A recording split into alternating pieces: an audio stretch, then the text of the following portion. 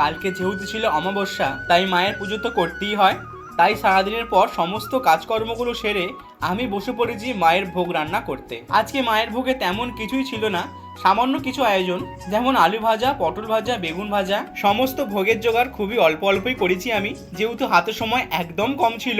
অনেকটাই সন্ধ্যা হয়ে গেছিল, কারণ মায়ের শীতল দেওয়ার সময়টা বয়ে যাচ্ছিল। যেহেতু সকাল থেকেই একদম অমাবস্যা পড়ে গেছিল, তার জন্য আজকে মায়ের সেবা দিতে বেশি রাত করিনি। শীতকালের রাত তো, তাই একটু সকাল সকাল পুজো পাঠ মিটিয়ে দেওয়ার চেষ্টা করেছি। আর এখন আমি ভোগগুলোকে মায়ের ঘরে একে একে এনে মাকে পরিয়ে দিচ্ছি জবার মালা, এবং মহাদেবকেও পরিয়ে দিলাম একটি আকন্দ ফুলের মালা। আর এখন মালা পরে আমার মাকে কেমন লাগছে একটু কমেন্টে জানিও। মাকে মালা পরিয়ে মায়ের ভোগ সাজিয়ে ভোগের ওপর দিলাম একটি জবা ফুল এবং বিল্লপত্র।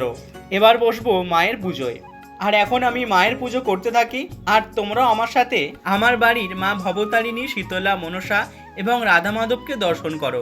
বেশ কিছুক্ষণ ধরে মায়ের পুজো সম্পূর্ণ করার পর আমি বসেছি এখন মায়ের আরতি করতে। প্রথমে পঞ্চপ্রদীপ দ্বারা আরতি করে সর্বশেষে শঙ্করধ্বনি করে মায়ের আরতি করা শেষ করলাম। আর এখন বসে পড়েছি মায়ের যজ্ঞে। মায়ের যজ্ঞটা বেশ কিছুক্ষণ ধরে করার পর যজ্ঞের শেষে হোম বস্ত্র দিয়ে মায়ের পুজো সম্পূর্ণ করলাম। আর তোমরা আজই পুরনো দিনে আমার মাকে দর্শন করে মায়ের কৃপা লাভ করো। ভোগ দর্শনে সকলে দুর্ভোগ কাটুক, মায়ের কাছে এটাই কামনা করি। চলো আজ তাহলে আসি, দেখা হচ্ছে আবারও নতুন কোন একটি ভিডিওতে।